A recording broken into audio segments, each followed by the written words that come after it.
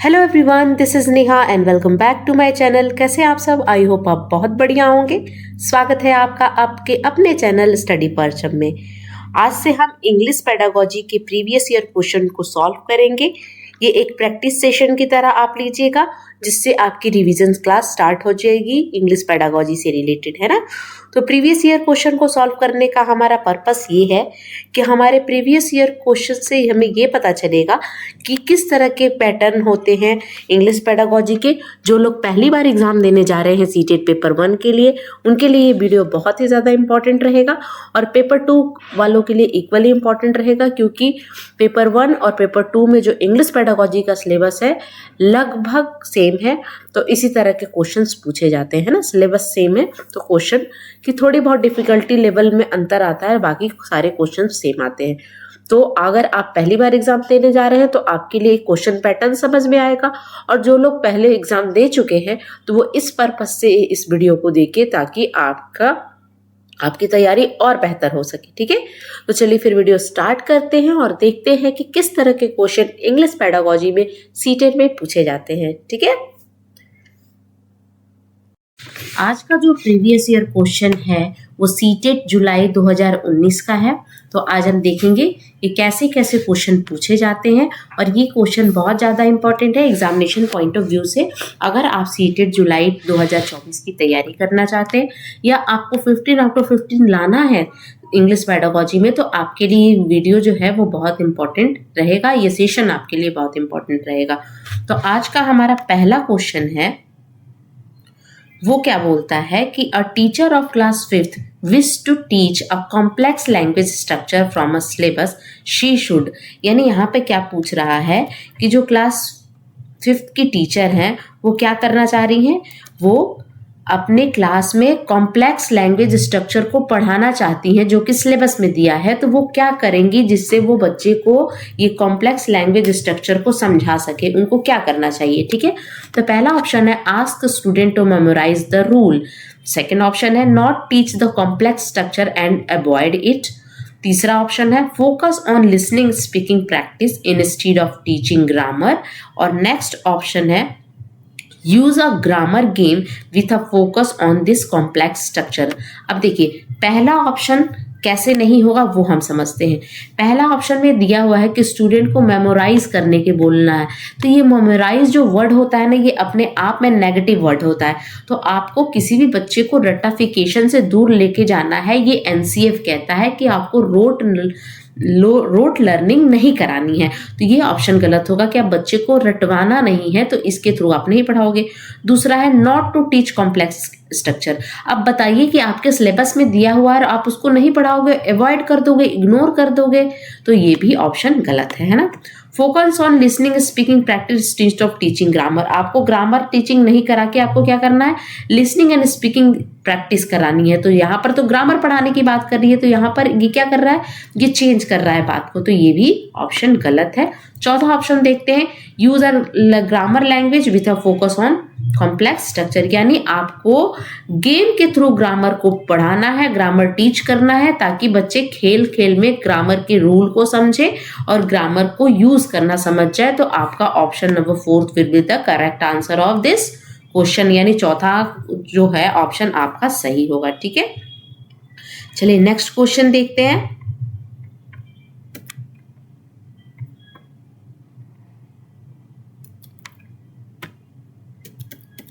Next question है as per नॉर्म Chomsky theory the role of language acquisition device यानी LED help children. यानी नॉर्म चॉम्स्की ने थ्योरी दी थी, उसमें उन्होंने क्या लैंग्वेज एक्विजिशन डिवाइस के बारे में बताया था, यूनिवर्सल ग्रामर का कॉन्सेप्ट बताया था। उन्होंने क्या बताया था कि हम किस तरह अपने फर्स्ट लैंग्वेज को, अपने मदर टंग को बिना किसी एफर्ट के क्या कर लेते हैं, एक्वायर कर लेते हैं। और उन्होंने ये भी बताया था कि हमारे में इनेट एबिलिटी होती है किसी भी ग्रामर रूल को समझने के लिए, है ना। यहाँ पे पहला ऑप्शन क्या बोल रहा है, लर्न सेकेंड लैंग्वेज ईजिली। दूसरा ऑप्शन बोलता है communicate actively in second language. तीसरा ऑप्शन होता है जनरेट ग्रामर रूल, और चौथा ऑप्शन क्या बोलता है कि imitate language spoken by the adult, ये चौथा ऑप्शन है। तो इसमें से आपको करेक्ट आंसर जो होगा वो ऑप्शन नंबर 3 होगा। क्यों होगा? क्योंकि देखिए उन्होंने क्या बताया था कि बच्चों में इनेट एबिलिटी होती है किसी भी लैंग्वेज को एक्वायर करने के लिए, तो वो ग्रामर रूल को बच्चे अपने आप एक ग्रामर बंद सेंटेंस को बच्चा बनाना स्टार्ट कर देता है बिना किसी एफर्ट के, है ना। तो बच्चे क्या होते हैं, ग्रामर रूल बचपन से ही उनमें रहता है, और इसी को उन्होंने यूनिवर्सल ग्रामर बोला कि कहीं भी किसी भी कल्चर में आप जाइए, किसी भी कंट्री में जाइए, बच्चे एक ही तरीके से एक ही तरह से ग्रामर का यूज करके क्या करते हैं, लैंग्वेज को एक्वायर करते हैं और बोलते हैं। तो उन्होंने ग्रामर रूल की बात करी, ठीक है ना। Option number 3 will be the correct answer. Now move on to next question. अगला क्वेश्चन क्या बोलता है देखते हैं, है ना। Which of the following statement is correct, आपको बताना है कि ये 4 जो स्टेटमेंट दिए हुए हैं इनमें से आपको कौन सा सही लग रहा है, करेक्ट कौन सा है। पहला ऑप्शन बोलता है children's first language is the hurdle in a learning English. दूसरा ऑप्शन बोलता है It is difficult to teach English as they use their first language in every aspect and ignore English. तीसरा ऑप्शन बोलता है as a teacher you would like to give a list of English word on the very first day. और चौथा option बोलता है children come to school with a treasure of the experience in their mother tongue act like a resource in learning English. देखिए यहाँ पे पहला option कैसे नहीं होगा वो हम समझेंगे। देखिए चिल्ड्रन फर्स्ट लैंग्वेज हर्डल है, हर्डल का मतलब रुकावट है, तो रुकावट नहीं होता, किसी का भी मदर टंग होता है वही उसका फर्स्ट लैंग्वेज होता है।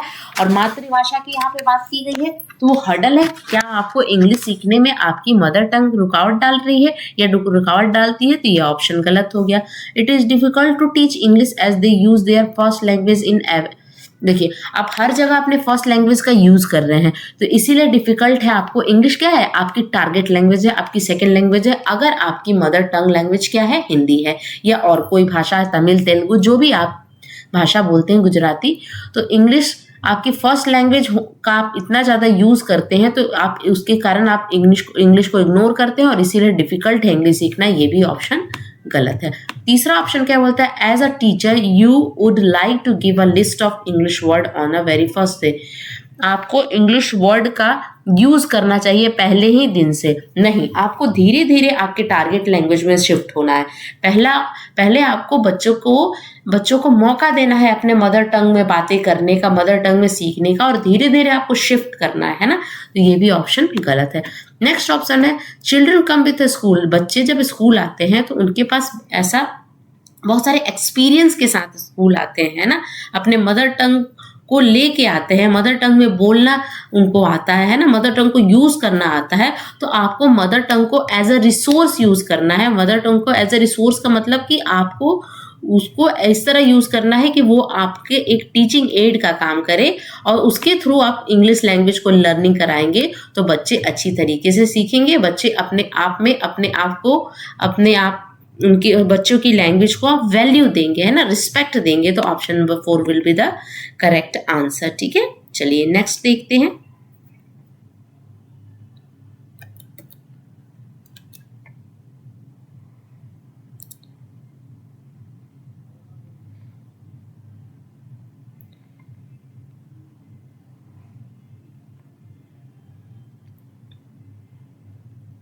नेक्स्ट है 139 नंबर क्वेश्चन। ठीक है, ये क्या बोला, the study of how word combine to form phrases, phrases combine to form clause and clause join to make sentence. यहाँ पे क्या बोला जा रहा है कि यहाँ पे बोला जा रहा है कि वर्ड क्या होता है, जैसे वर्ड है, वर्ड्स कंबाइंड होके क्या बनाता है, फ्रेजेस बनाता है। फ्रेजेस कंबाइंड होके क्या बनाते हैं, क्लॉज बनाते हैं। और जब बहुत सारे क्लॉज मिलते हैं तो क्या बनाते हैं, सेंटेंस बनाते हैं। तो यहाँ पर इसका मतलब क्या है, यहाँ पर मतलब है कि आपका यहाँ पे प्रॉपर यूज हो रहा है ग्रामर का। और जब हम प्रॉपर यूज करते हैं ग्रामर का तो उसको हम बोलते हैं सिंटैक्स, यानी proper use of noun, pronoun, adjective, adverb, है ना, कंजक्शन, इन सब का जब आप प्रॉपर यूज करते हो, है ना, प्रॉपर प्लेस पर यूज करते हो तो वो क्या होता है, यानी ग्रामेटिकली सेंटेंस को यूज करना, प्रॉपर करेक्ट ग्रामेटिकल सेंटेंस का यूज करना क्या कहलाता है, सिंटैक्स कहलाता है। है और यही ऑप्शन आपका क्या होगा, सही होगा। यानी ऑप्शन नंबर 2, यहाँ पे सिंटेक्स की बात की जा रही है। सिंटेक्स एंड सिमेंटिक्स क्या होता है, किसी भी लैंग्वेज को मीनिंगफुल बोलना है ना, किसी भी सेंटेंस का मीनिंग सही निकलना, वो होता है सिमेंटिक्स। और सिंटेक्स क्या होता है, प्रॉपर यूज ऑफ, क्या होता है, proper use of noun, pronoun, subject, verb, object, वो क्या होता है, सिंटेक्स होता है ना। सिंटेक्स और सिमेंटिक्स में मैंने डिफरेंस बताया है, आप प्लेलिस्ट में जाकर देख सकते हैं, ठीक है।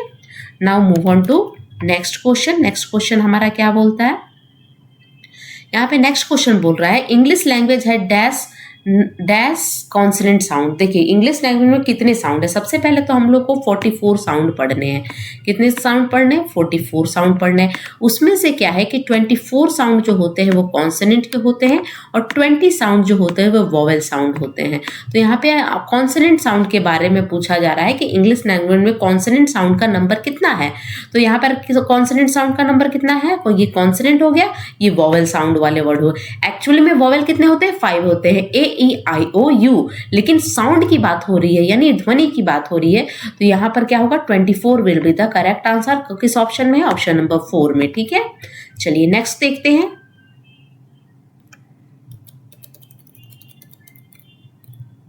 According to national curriculum framework, यहाँ पे एनसीएफ की बात हो रही है, एनसीएफ 2005 है ना। English in India is dash in A multilingual country, ये वाला मैंने डिट्टो पढ़ाया है आपको, आप प्लेलिस्ट में जाके देखिएगा, है ना।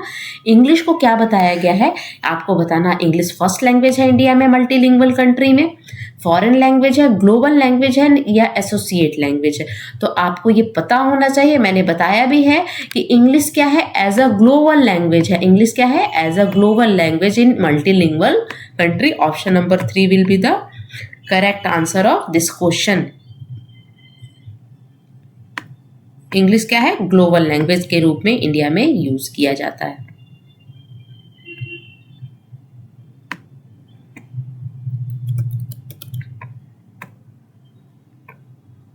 एक मिनट,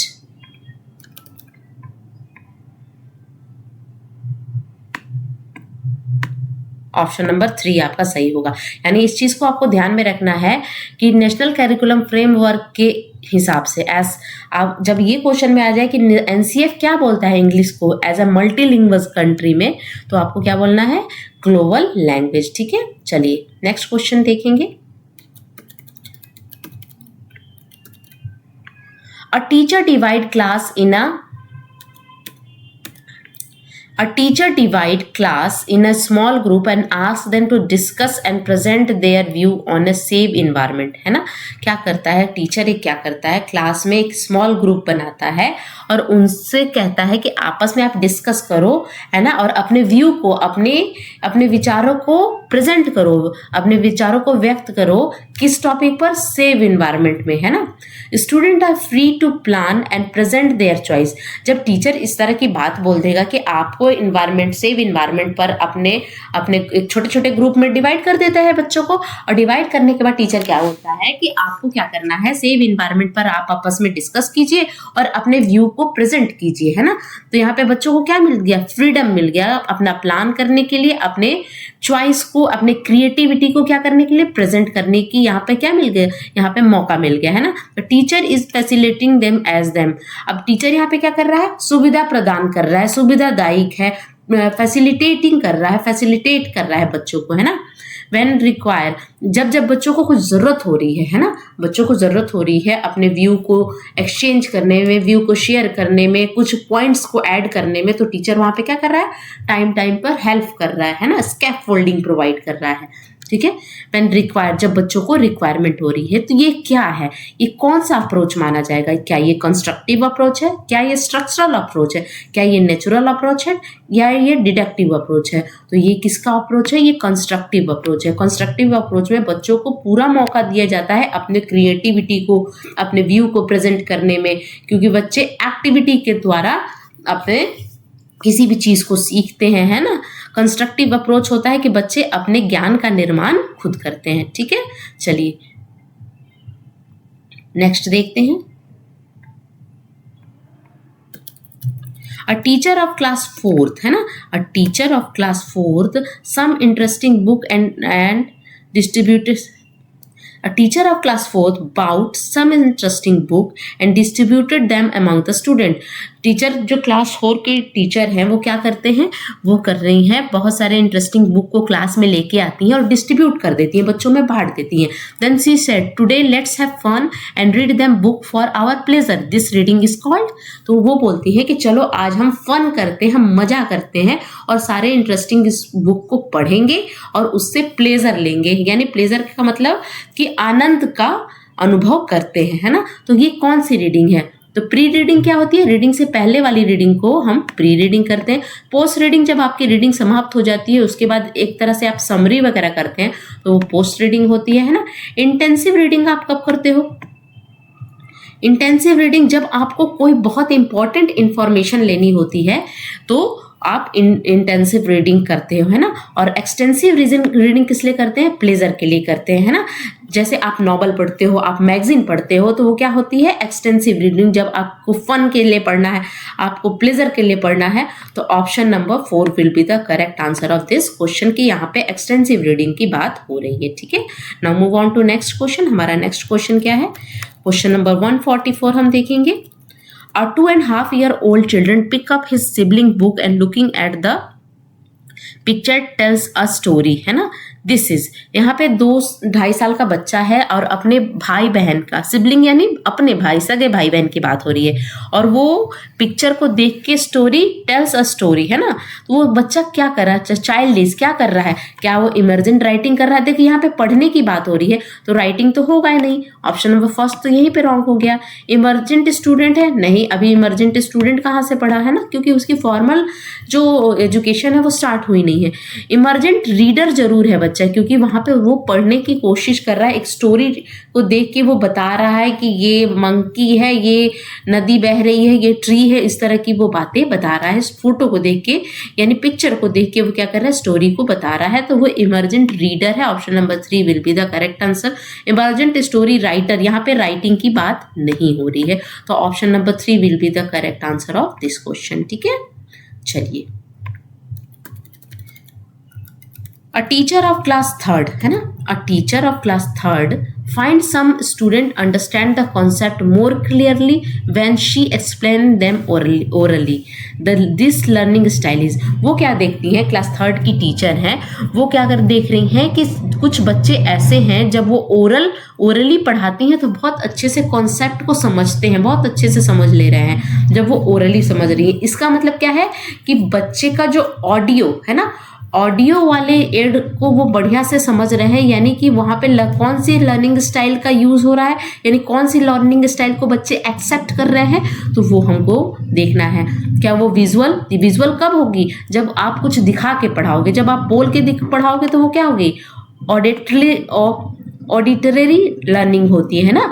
और काइनेस्थेटिक जब आप बॉडी का यूज़ करते हो, एस्थेटिक जब आप सेंस का, अपने मन का, है ना, अपनी थिंकिंग का यूज़ करते हो तब एस्थेटिक होता है. तो यहाँ पे option number first will be the correct answer of this question. ठीक है, चलिए नेक्स्ट देखते हैं. A teacher asks the student to read the text from the information, है ना, read the text from this information and create their own interpretation beyond the literal label.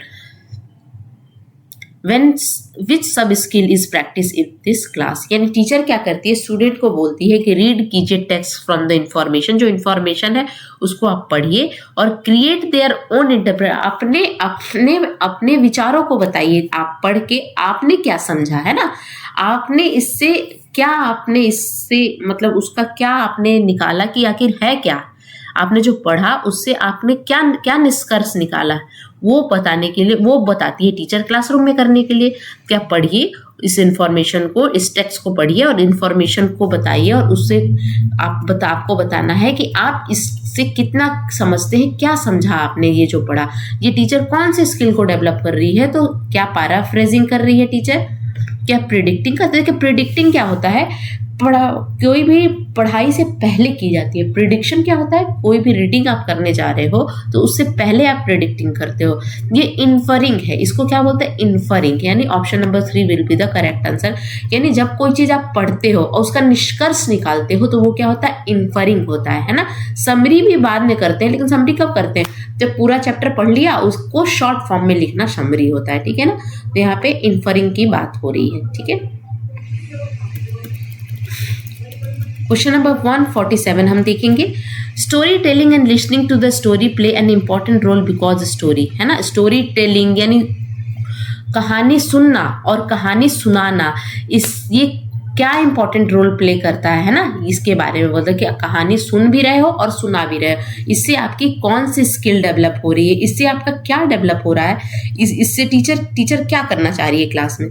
Help to teach and learn new and difficult word, इससे teacher क्या कर रही है, इससे आप क्या कर सकते हो, अब न्यू वर्ड को, है ना, इंट्रोड्यूस करा रहे हो, डिफिकल्ट वर्ड को इंट्रोड्यूस करा रहे हो। Use many structure of grammar and help the children to learn them, आप यहाँ पे ग्रामर के स्ट्रक्चर को पढ़ा रहे हो, ये भी नहीं होगा। Present language as a whole, और फोर्थ क्या है, help the teacher to maintain classroom discipline. देखिए क्लासरूम डिसिप्लिन के लिए ये सब नहीं किया जाता है ना।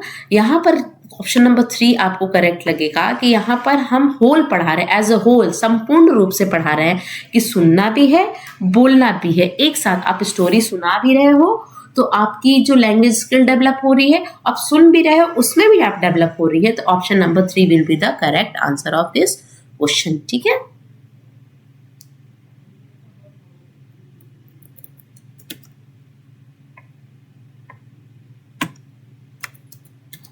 नेक्स्ट क्वेश्चन देखेंगे हमारा क्या है, 148, ठीक है। 148 हम देखेंगे, before starting a new chapter on the honest wood cutter, teacher क्या कर रही है, एक ऑनेस्ट वुड कटर की कहानी सुनाने जा रही है क्लास में। ये चैप्टर स्टार्ट कर रही है, उसको स्टार्ट करने से पहले क्या कर रही है टीचर, वो देखना। The teacher start a discussion with the student on honesty, यानी टीचर क्या कर रही है, पहले ऑनेस्टी के बारे में डिस्कशन स्टार्ट करती है कि क्या है ऑनेस्टी क्यों जरूरी है, इन सब चीजों को वो डिस्कस कर रही है क्लास में, बच्चों के साथ वाद विवाद कर रही है, बच्चों से पूछ रही है, बच्चे का रिप्लाई ले रही है ना। What is the teacher trying to achieve with this activity, teacher ऐसा क्यों कर रही है, क्यों उसको पढ़ाना है द ऑनेस्ट वुड कटर। तो ऑनेस्ट वो वुड कटर पढ़ाने से पहले टीचर ऑनेस्टी के बारे में आखिर क्यों पूछ रही है। तो पहला क्या है, एक्टिवेट स्टूडेंट अटेंशन, अटेंशन को एक्टिवेट करने के लिए यानी बच्चे के ध्यान को केंद्रित करने के लिए, एक्टिवेट स्टूडेंट स्किल। तीसरा option activate student previous knowledge, access student level of language and its uses. देखिए यहाँ पर टीचर क्या कर रही है, स्टूडेंट के प्रीवियस नॉलेज को चेक कर रही है। प्रीवियस नॉलेज को चेक करने का मतलब क्या है कि बच्चे से वो पूछना चाह रही है कि मैं ऑनेस्ट वुड कटर पढ़ा रही हूँ तो क्या बच्चों को ऑनेस्टी के बारे में पता है कि व्हाट इज ऑनेस्टी, क्यों ऑनेस्टी बेस्ट पॉलिसी मानी जाती है। बचपन से हम सुनते आ रहे हैं कि honesty is the best policy, है ना। तो क्यों, क्या है आखिर ये ऑनेस्टी, तभी तो बच्चे उसको रिलेट कर पाएंगे पूरे चैप्टर से, है ना। तो इसलिए वो प्रीवियस नॉलेज को चेक कर रही है। बच्चे के प्रीवियस नॉलेज से अगर आप किसी भी चैप्टर को जोड़ोगे तो वो बहुत इफेक्टिव जाता है, इफेक्टिव क्लासरूम इन्वायरमेंट रहता है, ठीक है।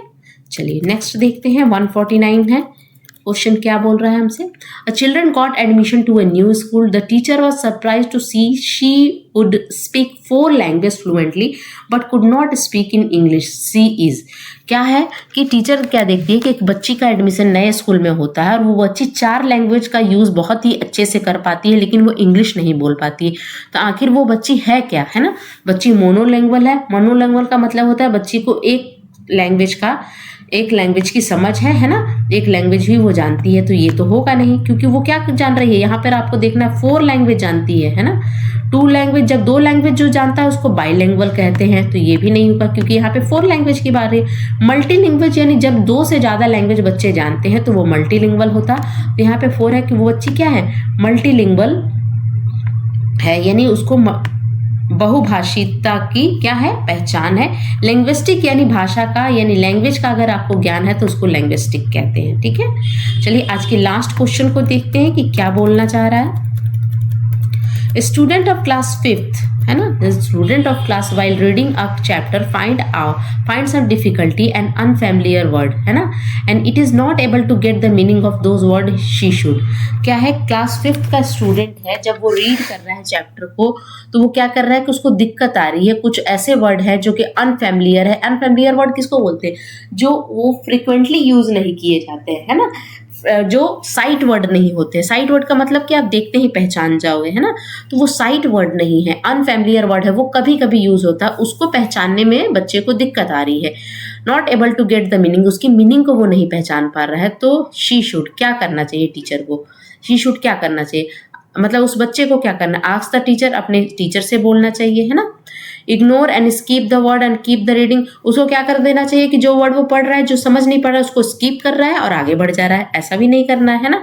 Guess the meaning in context and ask his classmate every time to help, बार बार पूछना है कि अच्छा ये बताओ इसका मीनिंग क्या होगा। तो इस तरह रीडिंग आपकी अच्छी फ्लुएंट नहीं होगी। आपको क्या करना है कि बहुत सारी मीनिंग आपको नहीं समझ में आती है, जैसे नॉवल वगैरह होता है, नॉवल वगैरह में बहुत कुछ डिफिकल्ट वर्ड भी रहते हैं, तो उसको आप नहीं समझ पाते हो, तो क्या होता है ना कि उस स्टोरी में इर्द गिर्द क्या हो रहा है, यानी कॉन्टेक्स्ट, है ना, संदर्भ में मीनिंग को आपको गेस करना है कि यहाँ पर ये चीज को बताया जा रहा है, तो इस पर्टिकुलर वर्ड की मीनिंग क्या होनी चाहिए, आपको संदर्भ में पढ़ना है, आपको कॉन्टेक्स्ट में पढ़ना है, तो आपको गेस करना है मीनिंग को। यहाँ पे क्या बताया जा रहा है कि यहाँ पे बेस्ट ऑप्शन क्या होगा, you should guess the meaning in context. तो बच्चे को क्या करना चाहिए, मीनिंग को गेस करना चाहिए कॉन्टेक्स्ट में, है ना।